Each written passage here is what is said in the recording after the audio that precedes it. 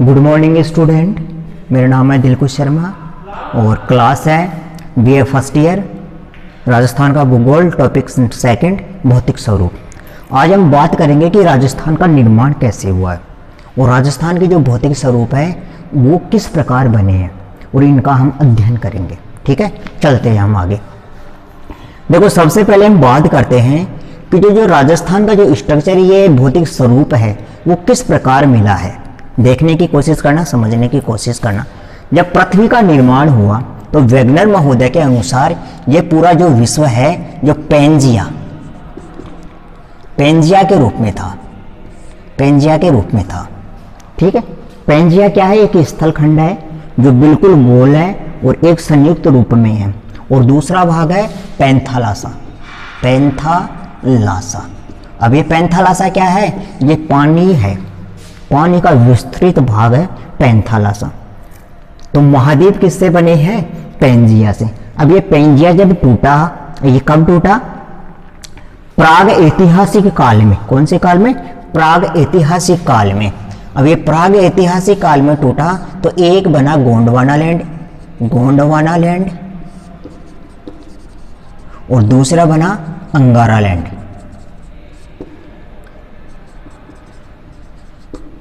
जो हमारा राजस्थान है वो इस गोंडवाना लैंड का भाग है। अब ये गोंडवाना लैंड का भाग क्यों है? क्योंकि ये गोंडवाना लैंड है, ये मान लो ये है, ठीक,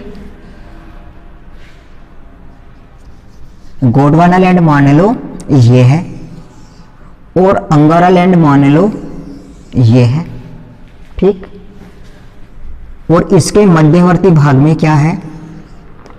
टेथिस सागर, ठीक। यह है अंगारा लैंड और यह है गोंडवाना लैंड।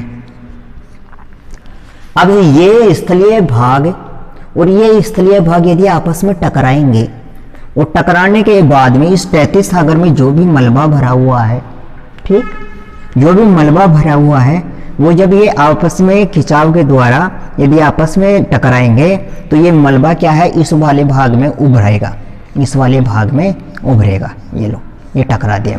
तो इस वाले भाग में तो किसकी उत्पत्ति हुई? हिमालय की उत्पत्ति। और हिमालय के जस्ट वो नीचे वाला जो भाग है जो पंजाब हरियाणा के जो टच में है, जो राजस्थान के टच में है, जो भाग पहले तो क्या था? टेथिस सागर का भाग था, ये वाला भाग। अब ये क्या हुआ? ऊपर उठ गया। ऊपर उठ गया क्यों? क्योंकि ये है हल्की चट्टानें, तो ये ऊपर उठा तो यहाँ से पानी क्या हो गया? वापस आगे की ओर स्थगित हो गया। तो ये जो वाला भाग है जो है राजस्थान का भाग, ये जो वाला भाग है ये क्या है? राजस्थान का भाग है। तो यहाँ पे क्या है? ये है टेथिस सागर के अवशेष, टेथिस सागर के अवशेष। और जो ये वाला जो भाग है, ये भाग है, ये जो यहाँ से जो नदियां निकलती है, गंगा यमुना आदि नदी, ये है उसका भाग, गंगा और यमुना, गंगा यमुना का भाग है। तो ये टेथिस सागर का अवशेष है। इसके प्रमाण किस प्रकार हमें प्राप्त होते हैं? क्योंकि यहाँ पर जितनी भी नदियाँ प्रवाहित होती हैं उनका जब पानी अंतः प्रवाह के कारण या यहाँ पे पानी सूख जाने के कारण झीलें बन जाती हैं, और इन झीलों में कौन सा पानी पाया जाता है? खारा पानी पाया जाता है, खारा पानी पाया जाता है। और खारा पानी से क्या बनाया जाता है? नमक बनाया जाता है। तो इस समस्त राजस्थान के जो मरुस्थलीय भाग है इसमें पाई जाने वाली जितनी भी झीलें हैं उनसे सब में करीब करीब में से क्या बनाया जाता है? नमक बनाया जाता है। तो हम कह सकते हैं कि ये किसका अवशेष है? टेथिस सागर का अवशेष है। तो फिर इस वाले क्षेत्र में क्या है? बिल्कुल मैदानी भाग है, यहाँ पे चंबल बनास आदि नदियाँ प्रवाहित होती है। तो इस वाले क्षेत्र को हम क्या कह सकते हैं? पूर्वी राजस्थान का मैदानी भाग। जो किसके अवशेष प्राप्त होते हैं हमें? गंगा यमुना के डेल्टाई भाग के हमें यहाँ पे यानी मैदानी भाग के हमें क्या प्राप्त होते हैं? यहाँ पे अवशेष प्राप्त होते हैं। तो ये क्या है? मैदानी भाग। ये क्या है? मरुस्थलीय भाग। ये मरुस्थलीय भाग कैसे बना? क्योंकि यहाँ पर क्लाइमेटिक कंडीशन क्या हो गई? चेंज हो गई। क्लाइमेटिक जो कंडीशन है यहाँ पे चेंज हो गई। अरावली पर्वतमाला के कारण इस क्षेत्र में क्या नहीं होती? बरसात नहीं होती। और यदि इस क्षेत्र में बरसात नहीं होगी तो यहाँ पे तेज हवाएं चलेंगी तो वनस्पति क्या होगी? नष्ट हो जाएगी। वनस्पति के नष्ट हो जाने के कारण हवा के कारण आपस में मिट्टी के कण टकरा के यहाँ पर किसका विस्तार कर देंगे, मरुस्थल का विस्तार कर देंगे। तो हजारों लाखों सालों में यहाँ पे किसका विकास हो गया, मरुस्थल का विकास हो गया। और ये जो मरुस्थल है किसका अवशेष है, तैतीस सागर का अवशेष है। और ये मरुस्थल बनने के साथ साथ में इस मरुस्थल में किसकी मात्रा पाई जाने लगी, सोडियम की मात्रा पाई जाने वाली, जिसमें क्या है, सबसे प्रमुख नमक है। तो ये किसका अवशेष हुआ, तैतीस सागर का। अब ये जो तैतीस सागर का जो अवशेष है, ये तो 33 सागर के अवशेष हमें प्राप्त होते हैं, लेकिन जो इसकी जो मुख्य भूमि है वो किसके अवशेष है, गोंडवानालैंड के अवशेष है। किसके अवशेष है, गोंडवानालैंड के। तो जितनी भी इसकी नीचे वाली आंतरिक संरचना है, फिजिकल स्ट्रक्चर है, वो किसका है, गोंडवानालैंड का है। लेकिन जो यहाँ पे अवशेष हमें प्राप्त होते हैं वो किसके प्राप्त होते हैं, 33 सागर के प्राप्त होते हैं। ठीक है, चलते हैं आगे। कौन से काल में ये बना है, प्राग ऐतिहासिक काल। कौन सा काल, प्राग ऐतिहासिक काल। और किसका अवशेष है, गोंडवानालैंड का अवशेष है। फिर बात करते हैं हम धीरे धीरे ये जब समय व्यतीत होता गया तो इस वाले क्षेत्र में अरावली पर्वतमाला का निर्माण तो होना ही था। और ये अरावली जो पर्वतमाला है ये विश्व की सबसे प्राचीन पर्वतमाला है। अभी इसका निर्माण कौन से काल में हुआ है, प्री कैम्ब्रियन। जब पृथ्वी का निर्माण हुआ, वो निर्माण होने के बाद में सबसे पहले जो हलचल होने वाली थी, जो सबसे पहली हलचल के दौरान जिस भी पर्वत का निर्माण हुआ होगा, उन पर्वतों में से एक ये जो अरावली पर्वतमाला है। इसीलिए इसको कहते हैं विश्व की सबसे प्राचीन पर्वतमाला। जो भी घटना हुई होगी पर्वतीय निर्माण की, वो सबसे पहली जो घटना हुई होगी उसी के अवशेष हमें अरावली पर्वतमाला के अंतर्गत मिलते हैं। इसलिए हम इसको बोलते हैं सबसे पुरानी, जो सबसे प्राचीन पर्वतमाला। ठीक है, अब बात करते हैं हम लोग आगे की ओर। ये तो हुआ इसके निर्माण से संबंधित। अब हम इसको फिजिकल डिवीजन या भौतिक स्वरूप में इसका यदि हम डिवीजन करें या विभाग में विभाजित करें तो वो किस प्रकार करेंगे। देखो, ये जो अरावली पर्वतमाला है, ठीक है, ये जो अरावली पर्वतमाला है इसके पश्चिम की ओर तो क्या है, मरुस्थलीय भाग है। इसको हम बोलते हैं पश्चिमी राजस्थान।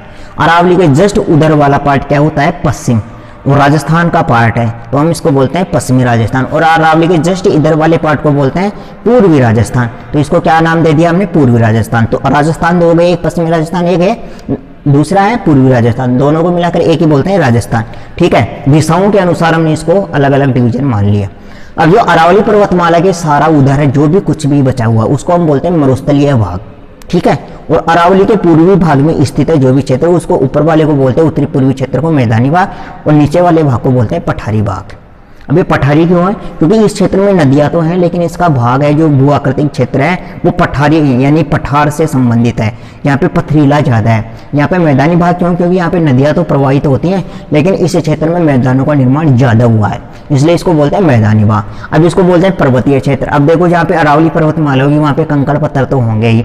यदि कंकड़ पत्थर यदि यहाँ पे होंगे तो ये किसका भाग हो गया, पर्वतीय भाग। तो अरावली पर्वतमाला का भाग ये पर्वतीय भाग। अब जहाँ पे रेगिस्तान होगा ऊपर से लेकर नीचे तक, तो इसको क्या बोलेंगे, मरुस्थलीय बोलेंगे। और मरुस्थलीय भाग होने के कारण इसको बोलते हैं पश्चिमी मरुस्थलीय क्षेत्र। ठीक है, जो कि राजस्थान का आधे से ज्यादा भाग को घेरे हुए है। ठीक है, आगे चलते हैं हम लोग। अब इसको पठारी भाग क्यों कहते हैं, क्योंकि इस वाले क्षेत्र का जो निर्माण है, इस वाले क्षेत्र का जो निर्माण है, जो आंतरिक उद्भेदन के द्वारा क्या होता है, मैग्मा बाहर निकलता है। और मैग्मा जो बाहर निकलता है उसको हम क्या बोलते हैं, लावा कहते हैं। उस लावा द्वारा निर्मित ये पठार है। तो ये वाले जो क्षेत्र है इसको हम बोलते हैं पठारी भाग, इसको बोलते हैं मैदानी भाग, इसको बोलते हैं मरुस्थलीय भाग, इसको बोलते हैं पर्वतीय भाग। ठीक है, कंप्लीट। अब जो प्री कैम्ब्रियन युग में ये जो अरावली पर्वतमाला का निर्माण हुआ है, यदि करोड़ों साल पहले यदि निर्माण हुआ होगा तो वर्तमान में इसकी स्थिति कैसी होनी चाहिए।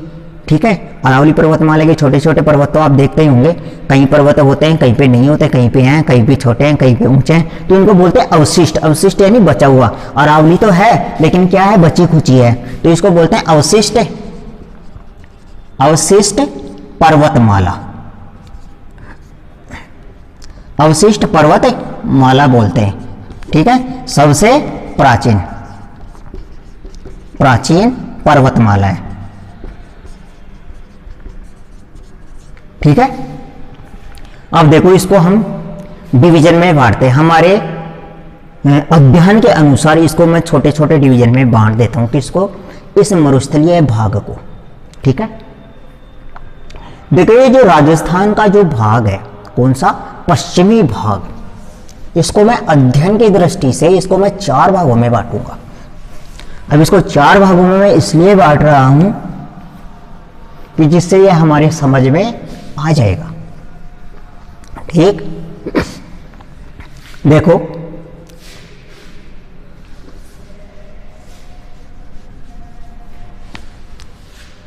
यदि इसे पाकिस्तान के बॉर्डर से यदि हम राजस्थान में प्रवेश करते हैं तो यहाँ पे सबसे ज़्यादा मरुस्थल पाया जाता है। अब मरुस्थल सबसे ज़्यादा पाया तो जाता है, सभी जगह मरुस्थल पाया जाता है भारत राजस्थान में तो, लेकिन सबसे ज़्यादा क्यों पाया जाता है, वो देखो कि जब हम अरावली से पश्चिम की ओर जाते हैं, अरावली से पश्चिम की ओर जाते हैं तो वर्षा की मात्रा बिल्कुल कम हो जाती है। इस वाले क्षेत्र में क्या हो जाती है, बिल्कुल कम हो जाती है। इस वाले क्षेत्र में क्या हो जाती है, बिल्कुल कम हो जाती है। ठीक है, यदि बरसात कम है तो यहाँ पर क्या होगी, वनस्पति भी क्या होगी, बिल्कुल कम होगी। और वनस्पति यदि कम है तो यहाँ पर जो पवनें जो चलती है, हवा जो चलती है, उसका अवरोधक क्षमता क्या हो जाती है, कम हो जाती है, क्योंकि हवा को रोकने वाला कोई भी नहीं है। यहाँ पे यदि हवा को कोई रोकने वाला नहीं है तो मिट्टी के कण आपस में टकरा टकरा कर उसके टुकड़े और होते जाते हैं, उसके कणों में क्या होती जाती है, वृद्धि होती जाती है। तो सबसे ज्यादा यहाँ पे मरुस्थल पाया जाता है। यहाँ पे टीलों के रूप में क्या पाया जाता है, मरुस्थल पाया जाता है। और यहाँ पे वनस्पति की मात्रा भी बहुत कम पाई जाती है। इसलिए इस वाले क्षेत्र को क्या बोलते हैं, महान मरुभूमि, महान मरुभूमि। ठीक है, इस वाले क्षेत्र को क्या बोला जाता है, महान मरुभूमि। फिर जैसे जैसे हम अंदर की ओर आते हैं तो ये है बाड़मेर, बाड़मेर, यह है जैसलमेर और यह है बीकानेर। ठीक, तो ये वाला पार्ट आ गया, ये लो। ठीक, इस वाले क्षेत्र में क्या है कि यहाँ पे मिट्टी तो है, रेतीली मिट्टी तो है, तो 2-3 फीट नीचे क्या होता है, यहाँ पे रेत यानी कि चट्टानी प्रदेश पाया जाता है। चट्टान बिल्कुल समतल चट्टान है और उनके ऊपर क्या है, रेत के टीले हैं। तो इस वाले क्षेत्र में क्या है, चट्टानी है, चट्टान है, क्या है, चट्टान है। इसलिए इस क्षेत्र को बोलते हैं बाड़मेर, जैसलमेर, बीकानेर का चट्टानी प्रदेश। इस क्षेत्र में क्या है, चट्टाने हैं। मरुस्थल तो है लेकिन इस छोटी सी मरुस्थल की पट्टी के नीचे क्या है, चट्टाने हैं। अब यदि मान लो इस क्षेत्र में यदि बाढ़ आ जाए, बाढ़ तो आएगी लेकिन क्या आ जाए, बरसात आ जाए, और जो भी क्या आ जाए, मूसलाधार बरसात आ जाए, तो इस क्षेत्र में क्या आ जाएगी, बाढ़ आ जाएगी। बाढ़ इस क्षेत्र में क्या आ जाएगी, बाढ़ आ जाएगी। अब बाढ़ क्यों आएगी इस क्षेत्र में, देखो यदि 3 या 4 फीट ऊंची यदि मरुस्थल की परत हो और उस पर बहुत तेज बरसात आ जाए, 100-200 सेंटीमीटर बरसात आ जाए, तो वो पानी को क्या सोख पाएगी, नहीं सोख पाएगी। सोख पाएगी तो नीचे तो पानी जाएगा ही नहीं ना, पाताल में पानी थोड़ी जाएगा। क्यों नहीं जाएगा, क्योंकि वहां पे क्या है, चट्टानी प्रदेश है, तो पानी क्या है, भरा रहेगा। और पानी जहाँ पे भरा रहता है वहाँ पे क्या होती है, बाढ़ आ जाती है। तो 2010, 11, 12 में क्या आई थी, यहाँ पे इस क्षेत्र में बाढ़ आई थी। जहाँ पे कभी बाढ़ आती ही नहीं है वहाँ पे भी क्या आई थी, बाढ़ आई थी। जहाँ पे बरसात ही नहीं आती वहाँ पे क्या आई थी, बाढ़ आई थी। केवल एक मूसलाधार बरसात से इस क्षेत्र में बाढ़ आ गई। तब हमें पता चला कि इसे चट्टानी क्षेत्र, इस मरुस्थल के नीचे भी क्या है, जिप्सम की परतें हैं, यानी कि कठोर चट्टाने हैं। और इन कठोर चट्टानों के कारण इस पानी का क्या नहीं हो पाया, अवशोषण नहीं हो पाया। और अवशोषण नहीं हो पाया इस कारण यहाँ पे क्या आ गई, बाढ़ आ गई। और दूसरा कारण क्या था कि मान लो यहाँ पे कभी बरसात ही नहीं होती तो यहाँ पे नदियाँ कहाँ बहेंगे, और नदियाँ नहीं बहेंगी तो नदियों के मार्ग कहाँ बनेंगे। तो मान लो अचानक यहाँ पे यदि बरसात आ जाती है तो पानी कहाँ निकलेगा, कोई जगह नहीं है, कोई रास्ता ही नहीं है, तो पानी निकलेगा ही नहीं। और तो पानी क्या होगा, भरा ही रहेगा। तो भरे हुए पानी को क्या बोलते हैं, बाढ़ कहते हैं। इसलिए इस क्षेत्र में क्या आ गई, बाढ़ आ गई। बाढ़ अपने यहाँ क्यों नहीं आती, क्योंकि अपने यहाँ पे पानी नहीं निकलने की व्यवस्था है। पश्चिमी राजस्थान में क्या है, पानी बहने की व्यवस्था नहीं है, क्योंकि वहाँ पे कभी बाढ़ आई ही नहीं पहले, क्योंकि वहाँ पे नदियाँ ही नहीं बहती। नदियाँ नहीं बहती तो उन पे जो मार्गों का जो जाल है वो विकसित ही नहीं है। तो इसको हम भौगोलिक क्षेत्र में या भौगोलिक शब्दावली में कह सकते हैं प्रवाह क्षेत्र का विकसित रूप नहीं होना। प्रवाह क्षेत्र का विकास नहीं होना। यदि यहाँ पे पानी बहने का रास्ता ही नहीं है तो यहाँ पे पानी बहेगा कहाँ पे, और नहीं बहेगा तो पानी भर जाएगा। तो भरे हुए पानी को ही तो हम बाढ़ कहते हैं।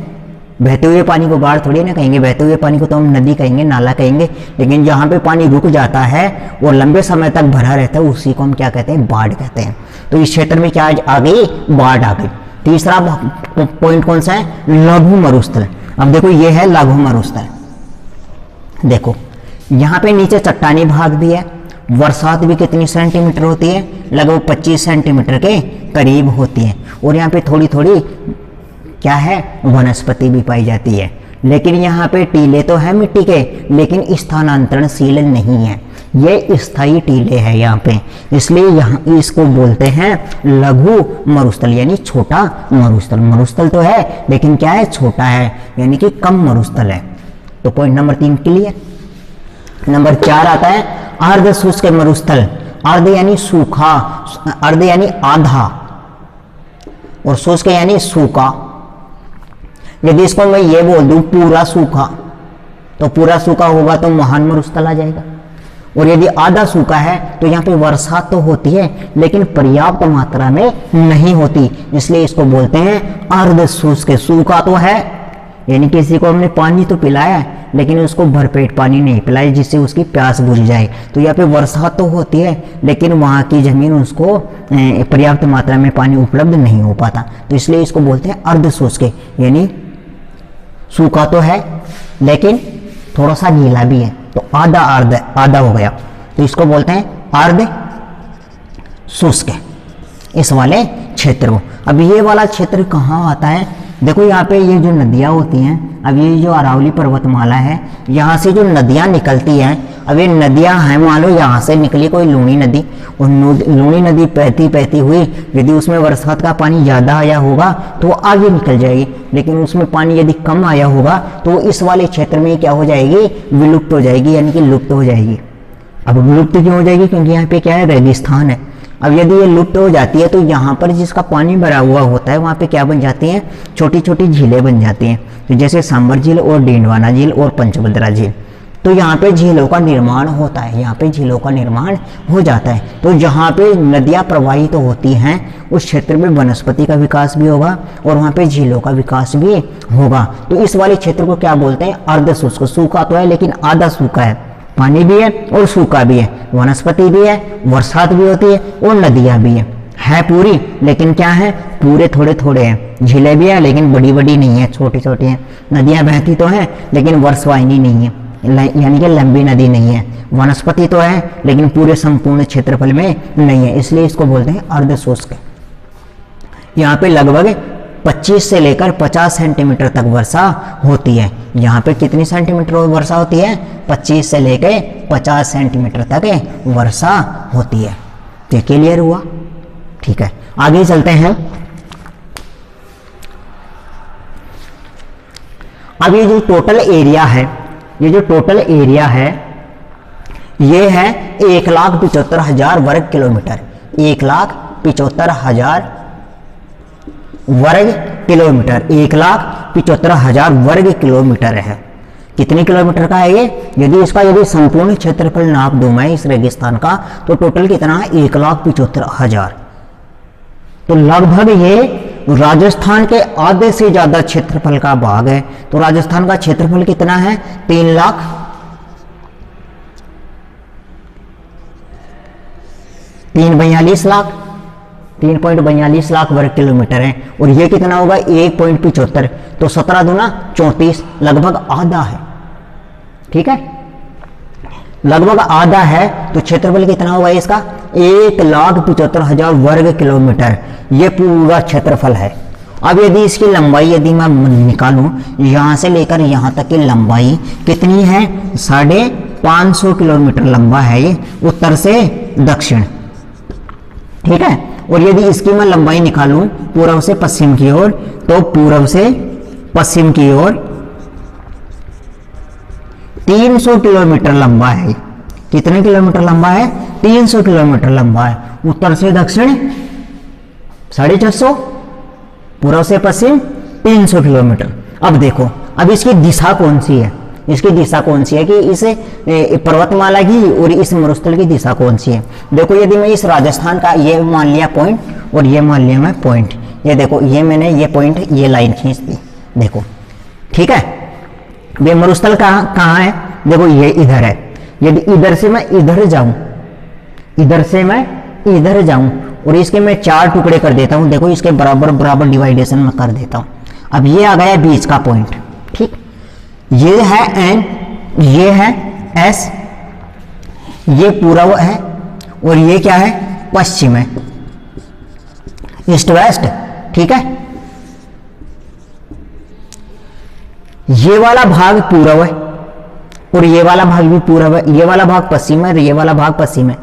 इस जीरो से ऊपर वाला क्या है, उत्तर है, इस जीरो से वाला क्या है, दक्षिण है। अब यदि ये वाला भाग है तो इसको मैं बोलूंगा उत्तरी और पूर्वी, ये वाला भाग है उसको बोलूंगा मैं उत्तरी और पश्चिमी, ये वाला यदि भाग है तो दक्षिणी पश्चिमी, ये वाला भाग है तो क्या बोलूंगा, दक्षिणी पूर्वी, ये वाला भाग क्या है, उत्तरी पूर्वी, ये वाला भाग क्या है, दक्षिणी पश्चिमी, और ये वाला भाग क्या है, ये वाला भाग उत्तरी पश्चिमी। अब यदि ये मरुस्थल इधर से इधर की ओर विस्तृत है, ठीक है, तो ये दिशा कौन सी हो गई, दक्षिण पश्चिम से, दक्षिण पश्चिम से कहां जा रहा है, ये उत्तर पूर्व की ओर से उत्तर पूर्व की ओर, इस मरुस्थल की दिशा है। और यही दिशा किसकी है, अरावली की है। तो ये अरावली की दिशा ही समझ लो आप, अरावली की दिशा। तो अरावली की दिशा क्या है, दक्षिण पश्चिम से उत्तर पूर्व की ओर अरावली पर्वतमाला स्थित है और अरावली पर्वतमाला के पश्चिम की ओर महान मरुस्थल स्थित है और इस महान मरुस्थल का क्षेत्रफल है 1,75,000 वर्ग किलोमीटर और इसकी उत्तर से दक्षिण की ओर लंबाई 650 किलोमीटर है और पूर्व से पश्चिम की ओर इसकी लंबाई 300 किलोमीटर है, ठीक है। और इसके अरावली के पास में लूनी नदी का प्रवाह क्षेत्र स्थित है और जैसे ही हम पाकिस्तान की सीमा से राजस्थान के आंतरिक भाग में प्रवेश करते हैं तो मरुस्थल का एक भाग प्राप्त होता है, महान मरुस्थल। पहले नंबर पे महान मरुस्थल, दूसरे नंबर पे बाड़मेर बीकानेर जैसलमेर की चट्टानी प्रदेश, और तीसरा पॉइंट मिलता है लघु मरुस्थल और चौथा पॉइंट मिलता है अर्ध शुष्क प्रदेश और फिर बाद में अरावली पर्वतमाला प्रारंभ हो जाती है। ये हमारा कहलाता है महान मरुस्थल का अध्ययन, ठीक है।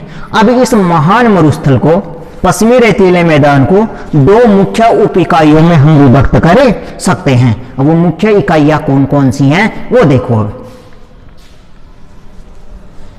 वो मुख्य इकाइयां कौन कौन सी हैं वो देखने की कोशिश करना, ठीक है। समझ में आया? यदि नहीं आया है तो क्लास में आके एक बार आप लोग पूछ लेना और जब तक आपको समझ में नहीं आएगा तब तक मैं आपको पढ़ाता रहूंगा।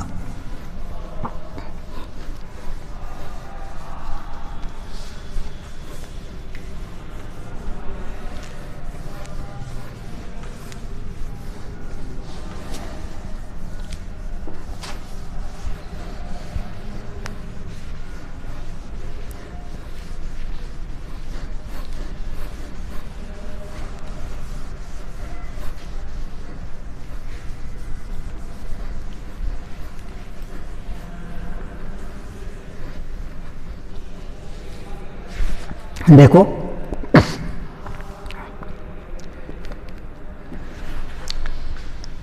पश्चिमी,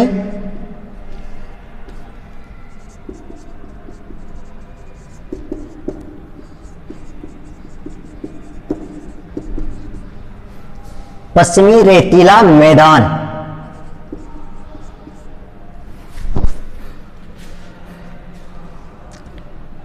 का विभाजन पहला है शुष्क रेतीला शुष्क मैदान या शुष्क रेतीला मैदान।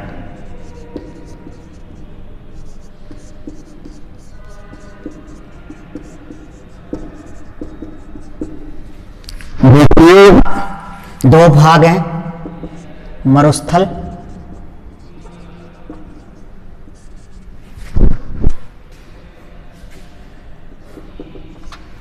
दूसरा है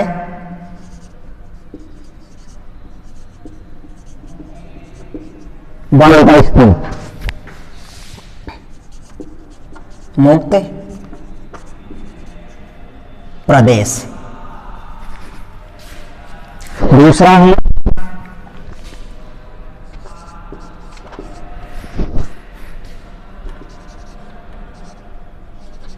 अर्ध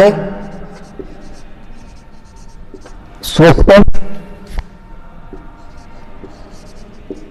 मैदान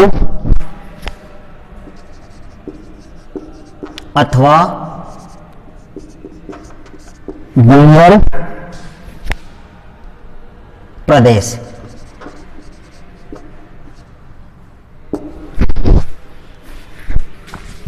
इसमें पहला है लूणी बेसिन,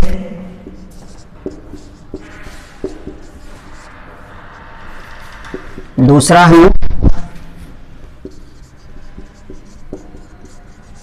आंतरिक प्रवाहकीय मैदान,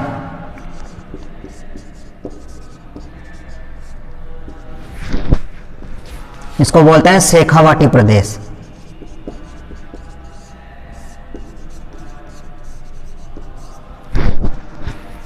तीसरा है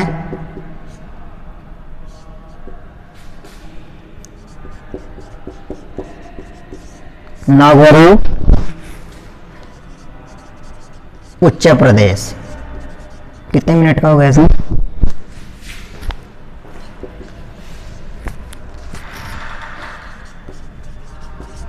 घग्गर प्रदेश, ठीक है।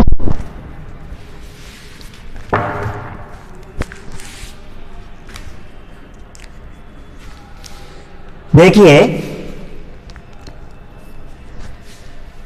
जो पश्चिमी रेतीला जो मैदान है उसका हमने विभाजन किया है मुख्य रूप से दो। एक है शुष्क रेतीला यानी कि वो बिल्कुल शुष्क है, ठीक है, और दूसरा है अर्ध शुष्क मैदान जहां पे लगभग 25 से लेकर 50 सेंटीमीटर तक बरसात होती है, ठीक। शुष्क रेतीले मैदान में है मरुस्थल और बालुका स्तूप मुक्त प्रदेश।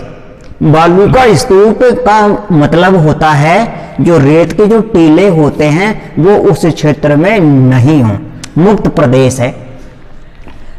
दूसरे नंबर पे आता है अर्ध शुष्क मैदान अथवा बांगर प्रदेश। बांगर प्रदेश का मतलब होता है उठा हुआ प्रदेश, थोड़ा ऊंचा उठा हुआ प्रदेश होता है। इसमें है पहला है लूणी नदी। जो लूणी नदी जिस क्षेत्र में प्रवाहित होती है उस समस्त क्षेत्र को उसका बेसिन बोलते हैं। तो जहां पे भी ये लूणी नदी प्रवाहित होती है जिस क्षेत्र में उसको बोलते हैं लूणी बेसिन।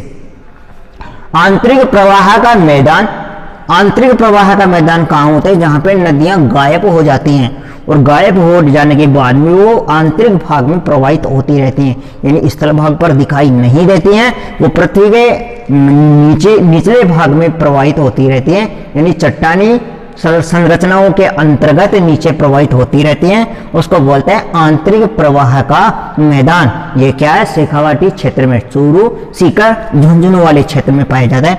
नागौरी उच्च प्रदेश, नागौर जो जिला है उस क्षेत्र में पाई जाने वाली जो उच्च प्रदेश है, जो चट्टानी प्रदेश है, उसको बोलते हैं नागौरी उच्च प्रदेश। और घग्गर प्रदेश, अब ये घग्गर नदी का जो प्रदेश है जहां पर घग्गर नदी प्रवाहित होती है उसको बोलते हैं घग्गर नदी का प्रदेश। ये पाया जाता है राजस्थान के ऊपरी क्षेत्र के अंतर्गत। तो पहला हुआ लूणी बेसिन, दूसरा आंतरिक प्रवाह का मैदान, तीसरा नागौरी उच्च प्रदेश, चौथा घग्गर प्रदेश।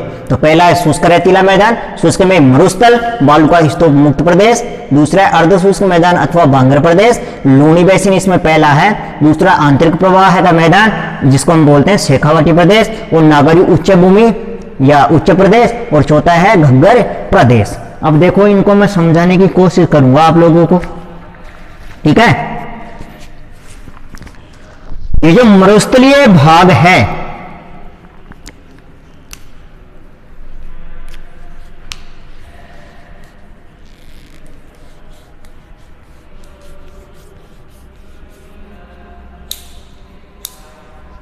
ये जो शुष्क जो रेतीला मैदान है वो कहां पाया जाता है? देखो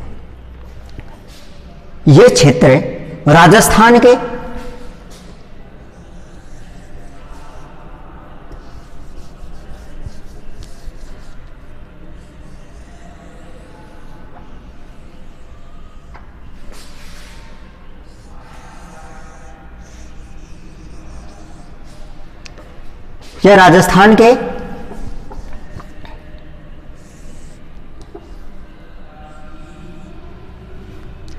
ये राजस्थान के पश्चिमी क्षेत्र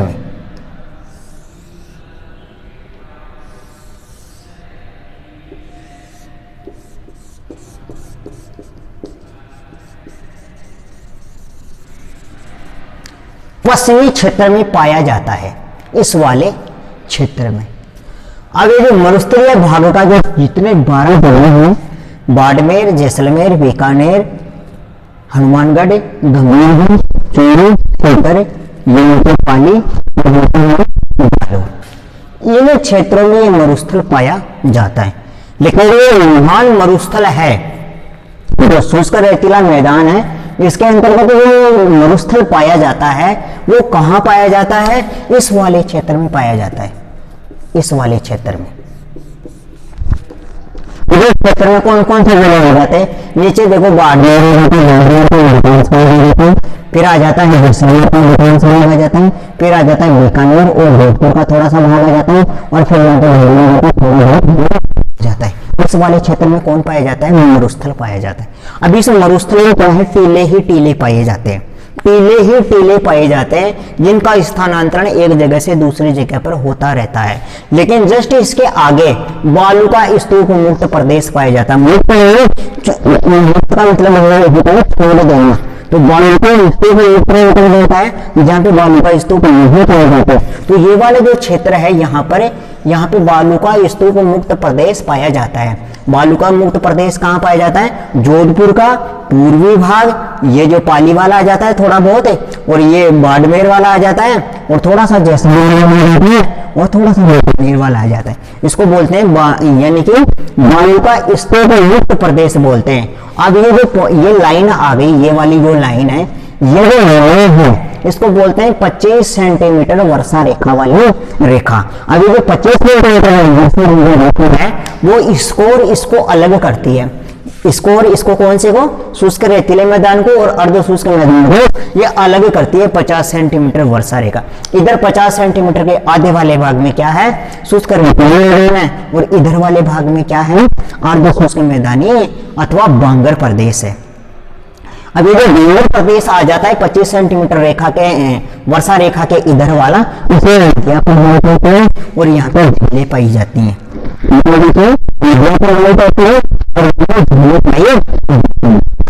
और देखो अब ये जो मरुस्थल है, ये वाला जो मरुस्थल है, इस मरुस्थल में बरखान पाए जाते हैं, बालू का स्तूप पाए जाते हैं। अब देखो जहां पर हवा प्रवाहित होती है, मालक हवा प्रवाहित होती है, तेज गति में हवा प्रवाहित होती है, तो इस वाले क्षेत्र में क्या होता है? एक जगह से दूसरी जगह पर स्थानांतरित होते समय किसका निर्माण करती है? टीलों का निर्माण करती है। जो टीले पवन की दिशा के अनुकूल बनते हैं, पवन की दिशा के अनुकूल बनते हैं, उनको बोलते हैं पवन अनुवर्ती बालू का स्तूप। पवन अनुवर्ती बालू का स्तूप कहते हैं इनको, ठीक है। एक होते हैं अनुप्रस्थ, एक होता है अनुप्रस्थ, अनु यानी पीछे की ओर, प्रस्थान यानी करने वाले। एक होता है अनुप्रस्थ बालू का स्तूप, बालू का स्तूप। अनुप्रस्थ का मतलब होता है यदि मैं ईस्ट दिशा में जा रहा हूं, मान लिया इस दिशा में जा रहा हूं और कोई ना कोई मेरे को अवरोध मिल गया, तो टीला किधर बनेगा, इसके आसपास ही तो बनेगा, यहीं पे तो बनेगा ना। ठीक है, यदि मैं इस दिशा में जा रहा हूं और मुझे कोई दीवार मिल जाए इधर, तो मैं कहाँ कि किधर जाऊंगा, या तो इधर जाऊंगा या इधर जाऊंगा। यदि इसी जगह यदि वायु हो जिसमें मिट्टी हो, तो वो मिट्टी इधर भी जाएगी और इधर भी जाएगी, तो ये क्या हो गया, समकोण हो गया, समकोण। तो समकोण पर जहां पर बालू का स्तूप बनते हैं उनको बोलते हैं अनुप्रस्थ बालू का स्तूप। और पवना अनुवृत्ति कोण क्या कहाँ होते हैं, मान लो ये दिशा है और बीच में कोई अवरोध नहीं है, तो टीले यहीं बनते रहेंगे पवन की दिशा के अनुकूल। इनको बोलते हैं पवना अनुवृत्ति। यदि समकोण पर बनते हैं टीले उनको बोलते हैं अनुप्रस्थ बालू का स्तूप। यदि वायु को दिशा के अनुकूल बनता है उनको बोलते हैं पवना अनुवृत्ति बालू का स्तूप। एक कहते हैं बरखान या अर्धचंद्राकार स्तूप, बरखान या अर्धचंद्राकार स्तूप। यदि आपने चारा कटाते हुए देखा है क्या कभी, यदि आप लोगों ने भैंसों का चारा काटते हुए देखा होगा, जो थ्रेशर होती है वो यदि यहां से उसमें से जो चारा निकलता है वो कैसे निकलता रहता है,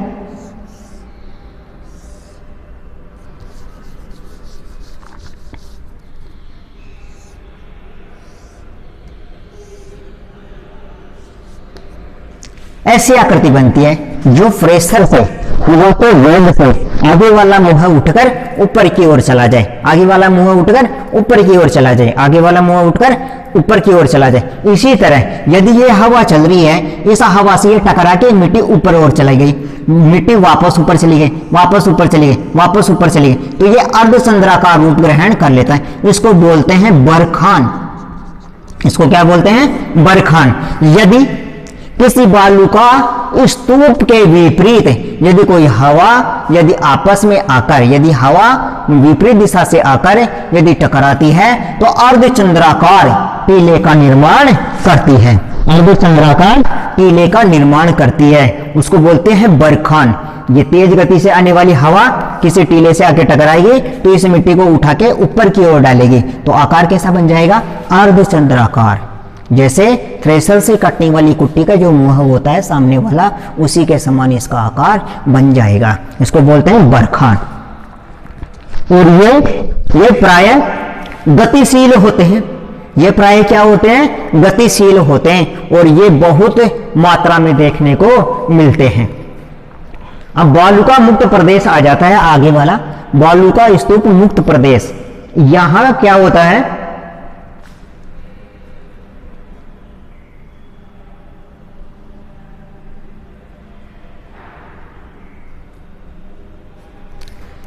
ये जो वाला क्षेत्र आ जाता है ये क्या है, चट्टानी प्रदेश वाला है। ये जो क्षेत्र है इसके जस्ट महान मरुस्थल के आगे वाला जो बालू का स्तूप मुक्त प्रदेश है, ये क्या है, चट्टानी प्रदेश वाला क्षेत्र है। यहाँ पे क्या पाई जाती है, चूना युक्त चट्टानी पाई जाती है, चूना युक्त चट्टानी पाई जाती हैं। इस कारण यहाँ पर बालू का स्तूपों का निर्माण नहीं हो पाता। जैसे जोधपुर की फलोदी तहसील और जैसलमेर का अधिकांश भाग इसी के अंतर्गत आता है। ये जो जैसलमेर की जो पोकरण तहसील है वो इसी क्षेत्र के अंतर्गत आती है। और जो फलोदी तहसील है, पोकरण तहसील के आधे भाग पर और फलोदी के आधे भाग पर इस प्रकार की स्थिति पाई जाती है। और इस क्षेत्र में क्या पाई जाती है, चूना पत्थर और बलुआ पत्थर पाया जाता है। इस वाले क्षेत्र में, इस वाले क्षेत्र में चूना पत्थर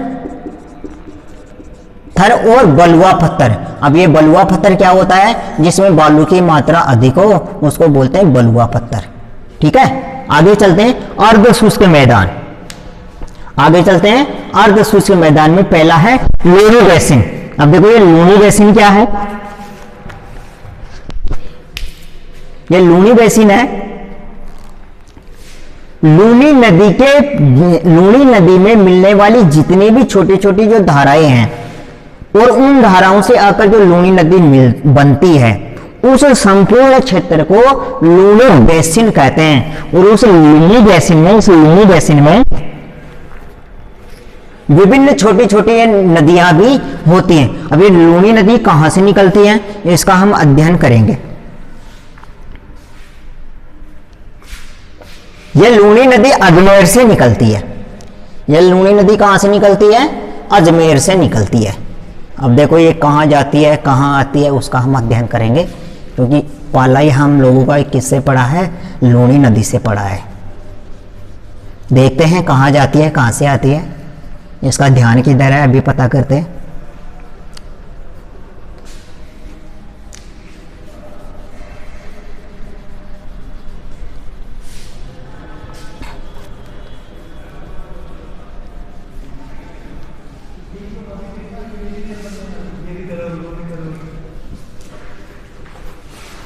सर कितने मिनट का हो गया? अब हम बात करते हैं जो हमारा लूनी नदी है, उस लूनी बेसिन के बारे में हम बात करेंगे। यह है लूनी बेसिन। ये जो लूनी बेसिन है, लूनी नदी के प्रवाह क्षेत्र को लूनी बेसिन कहते हैं। अब इस लूनी नदी में जितने भी छोटी बड़ी जो नदियां आकर होती हैं, उस उतने क्षेत्रफल को, उतने नदियों को लूनी बेसिन कहते हैं। ठीक है। अभी अजमेर की जो अरावली पर्वतमाला है, ठीक है, वो दक्षिण पश्चिम से निकलकर ये दक्षिण पूर्व की ओर, यानी दक्षिण पश्चिम से निकलकर ये दक्षिण पूर्व पश्चिम की ओर बहती हुई अपने बेसिन का निर्माण करती है, अपने प्रवाह क्षेत्र का निर्माण करती है।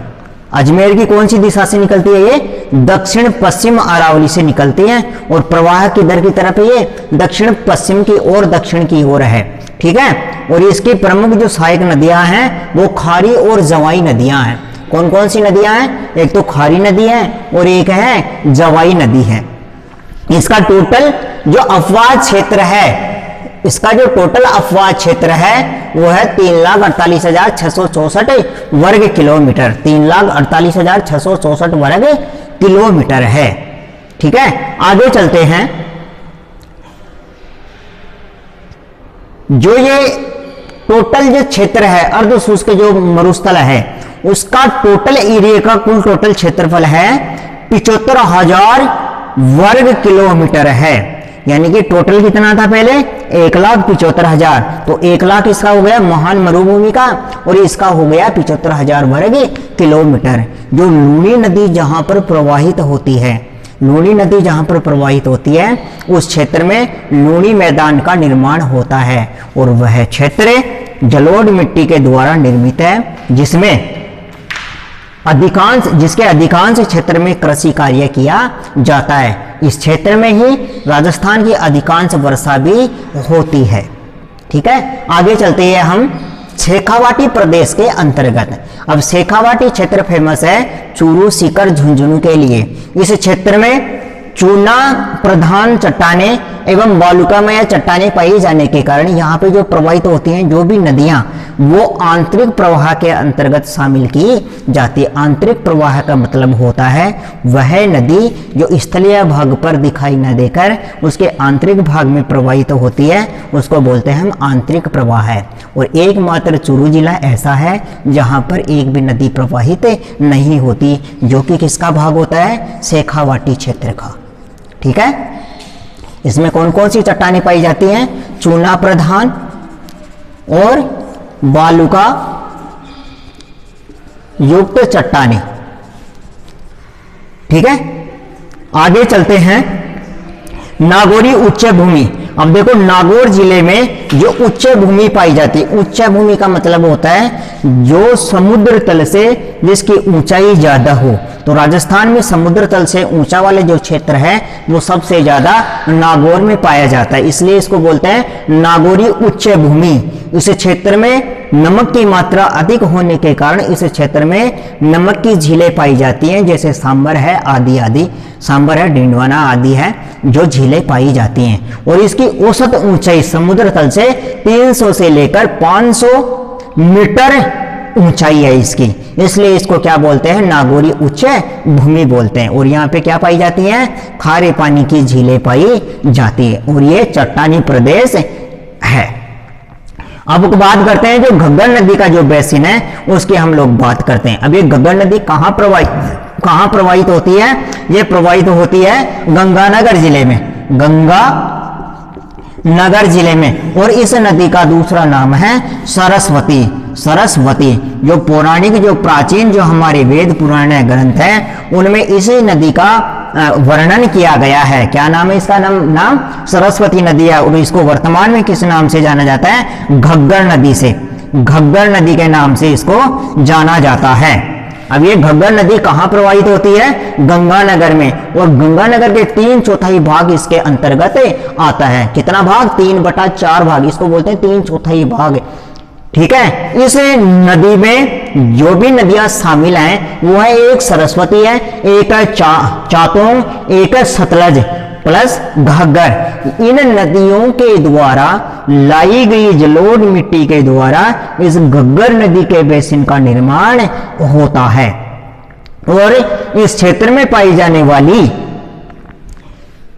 इस नदी के क्षेत्र में पाई जाने वाली या इस नदी के पाट को हम क्या कहते हैं? नाली कहते हैं। इस क्षेत्र के, इस नदी के प्रवाहित क्षेत्र में जो पाई जाने वाले जो पाट है और उसमें पाट में बनी हुई स्थलाकृतियों को क्या कहते हैं? नाली कहते हैं। इस प्रकार हमारा जो ये क्षेत्र है, इस क्षेत्र का वर्णन पूरा होता है। इसके बाद में हम पढ़ेंगे दूसरा टॉपिक, जो भौतिक स्वरूप है, वो दूसरा स्वरूप है अरावली श्रेणी और पहाड़ी प्रदेश। इसके बाद में चलते हैं।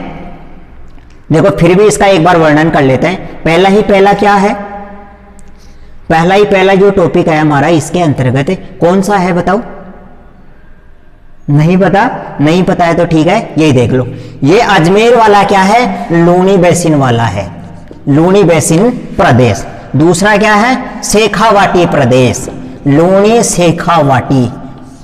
राव शेखा के नाम से शेखावाटी नाम पड़ा है। किसके नाम से? राव शेखा। इतिहास में शेखा जी एक नाम है, एक राजपूत राजा थे, उनके नाम से शेखावाटी नाम पड़ा है। और तीसरा है नागौरी, जो नागौरी बैल हैं जो फेमस होते हैं नागौर के। और एक है घग्गर, घग्गर। तो पहला लूनी, शेखावाटी, नागौरी और घग्गर। ये घग्गर नदी का बेसिन है, ये नागौरी उच्च भूमि है, शेखावाटी प्रदेश है और लूनी नदी है। और लूनी नदी की सहायक नदियां कौन कौन सी हैं? खारी और जवाई। कुल प्रवाह क्षेत्र 3,48,664 है। आगे है इसका टोटल क्षेत्रफल कितना है? इसका अर्धशुष्क का 75,000 वर्ग किलोमीटर है। ये है शेखावाटी प्रदेश। ये इसको अलग कौन कौन करता है? शेखावाटी में आता है चूरू सीकर, झुंझुनू। फिर आता है नागौर। नागौर की उच्च भूमि कितनी मीटर ऊंची है? लगभग 300 से 500 मीटर ऊंची। किससे ऊंची है? समुद्र तल से। फिर आता है घग्गर नदी। घग्गर नदी का जो बेसिन है, प्रवाह क्षेत्र है, जो गंगानगर जिले का कितना प्रतिशत है? 3/4 है। इसकी प्रमुख सहायक नदियां कौन कौन सी हैं? घग्गर, सरस्वती, चातंग और सतलज। और घग्गर नदी के पाट में किसका निर्माण होता है? किस स्थलाकृति का निर्माण होता है? नाली का निर्माण होता है। और घग्गर नदी का दूसरा नाम क्या है? सरस्वती, जो हमारे पौराणिक मान्यताओं में इसको मान्यता प्रदान की गई है। अर्थात आगे चलते हैं हम आगे। अब बात करते हैं अरावली पर्वतमाला श्रेणी की। देखिए अरावली पर्वतमाला है जो विश्व की सबसे प्राचीन वलित पर्वतमाला है। वलित है या अवशिष्ट? यह है अवशिष्ट पर्वतमाला है। और इसका निर्माण कौन से युग में हुआ है? प्री कैम्ब्रियन युग में हुआ है इसका निर्माण। कौन से युग में हुआ है? प्री कैम्ब्रियन युग में। अब यदि इसकी तुलना हम विश्व के अन्य पर्वतों से करते, यदि हम हिमालय से करते हैं, तो हिमालय का जन्म अभी हजारों साल पहले ही हुआ है। तो इसकी तुलना हम इससे कर ही नहीं सकते, क्योंकि हिमालय एक नवीन मोड़दार पर्वतमाला है। यदि हम बात करें रॉकीज और एंडीज की, तो वो रॉकीज और एंडीज भी क्या है? नवीन मोड़दार पर्वतमालाएं हैं। यदि हम बात करें सतलज, वे सतपुड़ा और विंध्याचल की, लेकिन ये भी क्या है? इससे बहुत नए हैं। तो हम इसकी तुलना करते हैं अमेरिका की पेंसिल्वेनिया पहाड़ियों से। कौन सी पहाड़ियों से? पेंसिल्वेनिया पहाड़ियों से, क्योंकि वो भी विश्व की सबसे प्राचीन पहाड़ियां हैं, यानी पर्वत हैं, जो कहाँ पे हैं? अमेरिका में स्थित हैं। तो विश्व की, भारत में सबसे प्राचीन कौन सी है? अरावली पर्वतमाला। अब इस अरावली पर्वतमाला का यदि हम अध्ययन करना चाहते हैं तो उसे उत्तर से दक्षिण की ओर कुछ छोटे छोटे भागों में विभक्त कर देते हैं। क्यों करते हैं? क्योंकि ये लगभग 650 किलोमीटर लंबी है। कितनी किलोमीटर लंबी है राजस्थान में? लगभग 650 किलोमीटर लंबी है। तो इसका हम अध्ययन कैसे कर पाएंगे? देखो, अब इसका जो निर्माण है वो कैसे हुआ है और ये कितने किलोमीटर लंबी है? देखो, ये दिल्ली से गुजरात के मैदान तक, ये दिल्ली से गुजरात के मैदान तक 620 किलोमीटर लंबी है। ठीक है। और यह राजस्थान में लगभग 550 किलोमीटर फैले हुए। ठीक है। खेतड़ी से, कहां से? ये खेतड़ी से लेकर खेड़ा ब्रह्मा तक।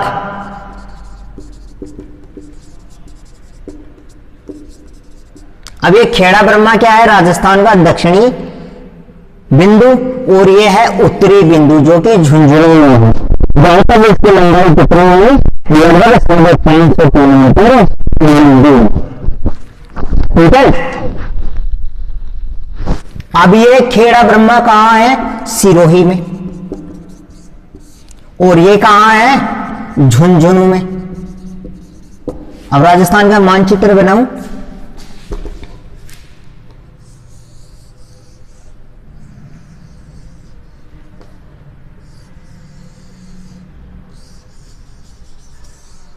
ये लो,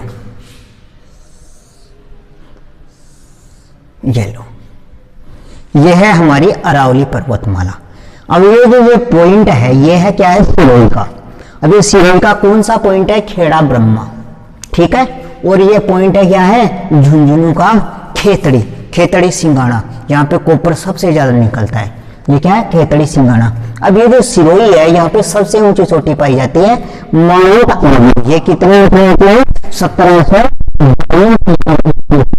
अब देखो, इसकी टोटल लंबाई कितनी है?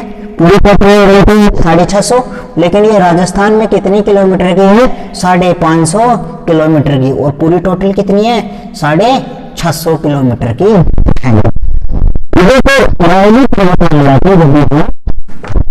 विभक्त करना चाहें तो इसको हम कितने टुकड़े कर देते हैं? देखो, 3 टुकड़े कर देते हैं। 1, 2 और 3।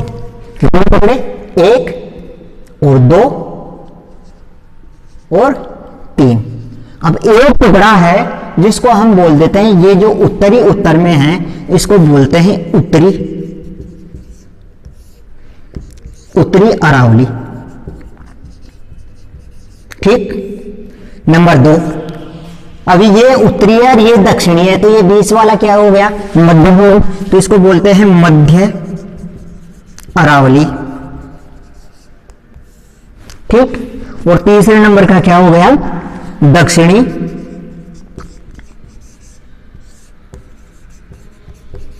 अरावली पर्वतीय प्रदेश।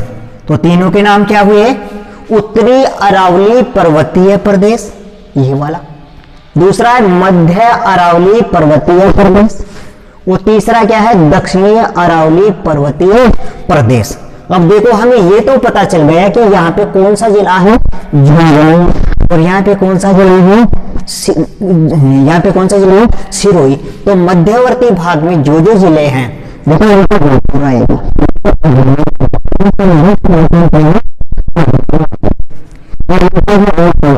उदयपुर आ जाएगा, राजसमंद तो सिरोही आ जाएगा। बीच में कितने जिले हैं? जयपुर आ जाएगा, आ जाएगा, सीकर आ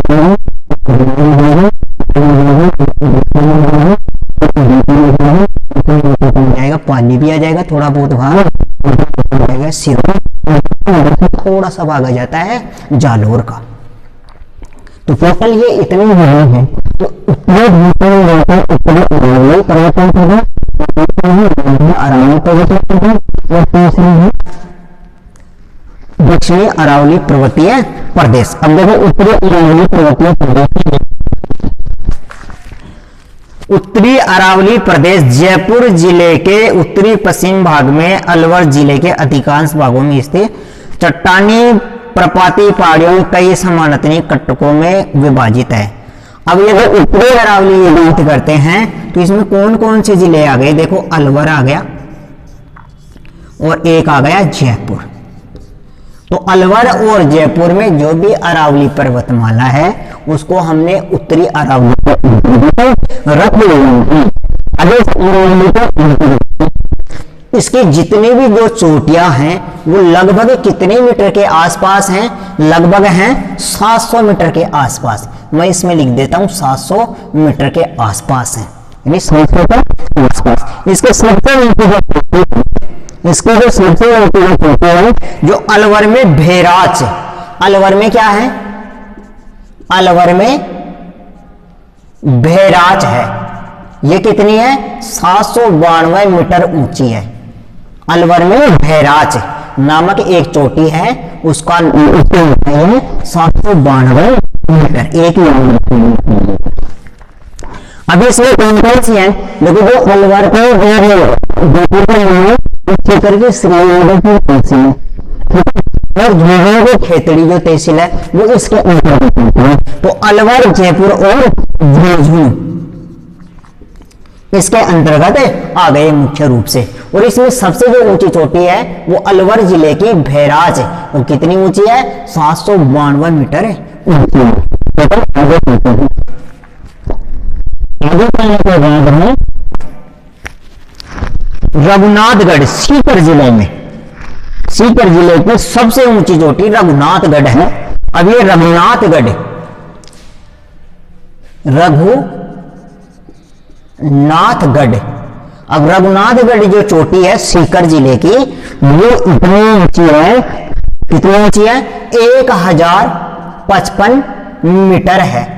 तो अलवर जिले की सबसे ऊंची चोटी कौन सी है, भेराज, और सीकर जिले की सबसे ऊंची चोटी है रघुनाथगढ़, ये है सीकर जिले की। तो इसमें सीकर, ठीक, तो कितने जिले हैं, 4, अलवर, जयपुर, झुंझुनू और सीकर। सीकर की 1055 मीटर और अलवर की भेराज 992 मीटर ऊंची है। ठीक है, क्लियर। ये करते हैं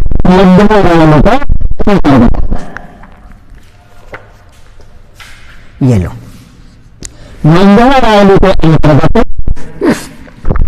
शेखावाटी की जो निम्न पहाड़ियां हैं उनको हम शामिल करते हैं। तो मध्य अरावली में अजमेर जिला आ जाएगा, अजमेर जिला है और जयपुर जिला है, ये 5 जिला है, अजमेर, जयपुर और टोंक, ये 3 जिले इसमें शामिल किए गए। ये देखो इसकी सबसे ऊंची चोटी है जो मेरवाड़ा में है, मेरवाड़ा में, रुको एक मिनट, इसकी सबसे जो ऊंची चोटी है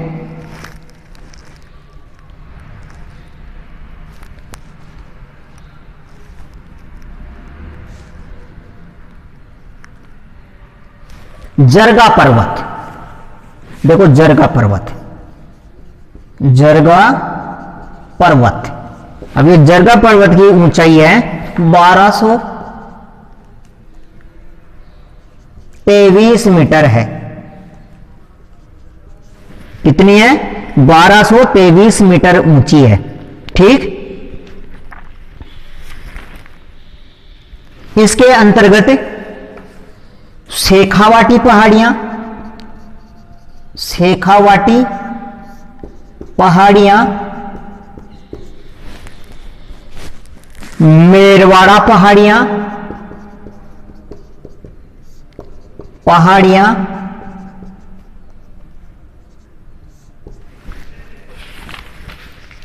और मेवाड़ पहाड़ियां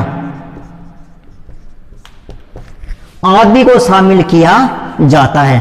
और इनमें सबसे ऊंची चोटी कौन सी है? जरगा पर्वत, जो किस में पाई जाती है? मेवाड़ क्षेत्र वाले क्षेत्र में। अब आगे चलते हैं हम। एक होता है आबू पर्वत खंड, एक होता है आबू पर्वत खंड। ये दक्षिणी अरावली के अंतर्गत आता है। कौन सा आता है? आबू पर्वत खंड। ये लो, आबू पर्वत खंड। इसकी सबसे ऊंची चोटी है माउंट आबू। इसकी ऊंचाई है 1722 मीटर। ठीक, इसके अंतर्गत आबू पर्वत 19 किलोमीटर लंबा, 19 किलोमीटर तो क्या है? लंबा है। और चौड़ा कितना है? चौड़ा है 8 किलोमीटर। और ये समुद्र तल से कितना ऊंचा है? 1200 मीटर ऊंचा है। ठीक है। और इसकी सबसे ऊंची चोटी है माउंट आबू, जो कहां है? सिरोही जिले में है। और कितनी ऊंची है? 1722 मीटर। और अरावली, दक्षिणी अरावली में आता है उदयपुर और सिरोही और राजसमंद आदि आदि आदि। नाम याद रखना लेना।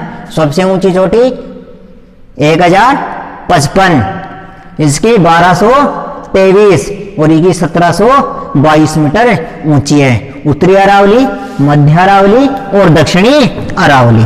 ठीक है। आगे चलते हैं पूर्वी मैदान की तरफ। अब बात करेंगे हम पूर्वी मैदान की। पूर्वी मैदान दोबारा देख लो। अरावली पर्वतमाला दिल्ली से गुजरात मैदान तक 620 किलोमीटर लंबी है। कितनी किलोमीटर लंबी है? 620 किलोमीटर लंबी है। टोटल लंबाई कितनी है? 620 किलोमीटर। और राजस्थान में इसकी कुल लंबाई है 550 किलोमीटर लंबी है, जो झुंझुनू के खेतड़ी तहसील से प्रारंभ होकर खेड़ा ब्रह्मा तक, जो कि सिरोही में स्थित है, वहां तक इसकी लंबाई है 550 किलोमीटर। इस अरावली पर्वतमाला को अध्ययन की दृष्टि से इसको सुव्यवस्थित तरीके से समझने के लिए इसको 3 भागों में बांटा है हमने। उत्तरी अरावली, मध्य अरावली और दक्षिणी अरावली। उत्तरी अरावली की औसत ऊंचाई है 700 मीटर और इसकी सबसे ऊंची चोटी है रघुनाथगढ़ सीकर जिले में 1053 मीटर ऊंची है। और दूसरी है अलवर जिले की बैराज 792 मीटर। और उत्तरी अरावली में अलवर, जयपुर, झुंझुनू, सीकर जिलों को शामिल किया जाता है। मध्य अरावली के अंतर्गत अजमेर, जयपुर, टोंक को शामिल किया जाता है, जिसमें जरगा पर्वत 1223 मीटर ऊंचा है। तीसरे नंबर पे है दक्षिणी अरावली, जिसमें आबू पर्वत खंड को शामिल किया जाता है और इसकी सबसे ऊंची चोटी माउंट आबू है 1722 मीटर ऊंची। उदयपुर, सिरोही और राजसमंद जिलों को इसके अंतर्गत शामिल किया जाता है। और ये जो आबू पर्वत खंड है वो 19 किलोमीटर लंबा है और 8 किलोमीटर चौड़ा है और इसकी समुद्र तल से ऊंचाई 1200 मीटर ऊंची है। ठीक है। ये हमारा अरावली का टॉपिक क्लियर होता है। अरावली सबसे प्राचीन पर्वतमाला है और इसका निर्माण हुआ है प्री कैम्ब्रियन काल में। प्री कैम्ब्रियन काल में। और इस अरावली पर्वतमाला के जस्ट पश्चिम की ओर 50 सेंटीमीटर रेखा है, यानी वर्षा की रेखा है, जिससे यहाँ की पश्चिम की ओर क्या है? शुष्क मरुस्थल पाया जाता है। और 50 के बाद में एक 25 सेंटीमीटर वर्षा रेखा पाई जाती है, जिसके भी पश्चिम की ओर पूर्वी मरुस्थल पाया जाता है। तो 2 टॉपिक हमारे क्लियर हो गए, एक तो पश्चिमी मरुस्थल और दूसरा अरावली पर्वतमाला। अब टॉपिक चलता है हमारा पूर्वी मैदान। नंबर 3 पे पूर्वी मैदान। देखो, ये पूर्वी मैदान का जो निर्माण है, ये जो पूर्वी मैदान का जो निर्माण है वो गंगा यमुना नदी के जो जलोढ़ मिट्टी है, गंगा यमुना नदी की जो जलोढ़ मिट्टी है उसके जमाव से हुआ है। अर्थात यहाँ पर कृषि करने के लिए जो उपजाऊ मिट्टी पाई जाती है वो बहुत अच्छी मात्रा में पाई जाती है। इस कारण इस क्षेत्र को राजस्थान की पूर्वी दिशा में स्थित होने के कारण पूर्वी मैदान नाम दिया गया है। क्या नाम दिया गया है? पूर्वी मैदान नाम दिया गया है। टॉपिक का नाम है राजस्थान का पूर्वी मैदान। ठीक है, ये हम आगे कल पढ़ेंगे।